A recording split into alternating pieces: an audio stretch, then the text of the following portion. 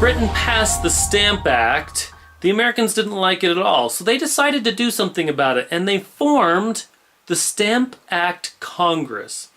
Now this Congress met in New York City, and it consisted of representatives from 9 of the colonies, of the British colonies in America. They gathered together just to decide what to do about this. Now this is important because this was really one of the first times that many of the colonies got together to talk about things dealing with Britain. That they kind of started their own representative body, their own group of representatives that would talk about their issues as a big group. This was the first time that they had done that, which was a big step. Now this group got together and said, hey, we don't like this. We don't like being taxed by the British. We feel like we should have some representatives.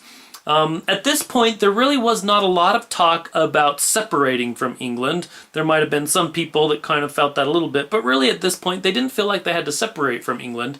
They just felt like they needed to explain to England why this was such a problem and why this was inappropriate for them to be taxed without their own representatives. So the Stamp Act Congress got together and they basically wrote a letter to King George explaining to him why this was not a good idea. And you're going to read that, and I want you to follow along as you read this.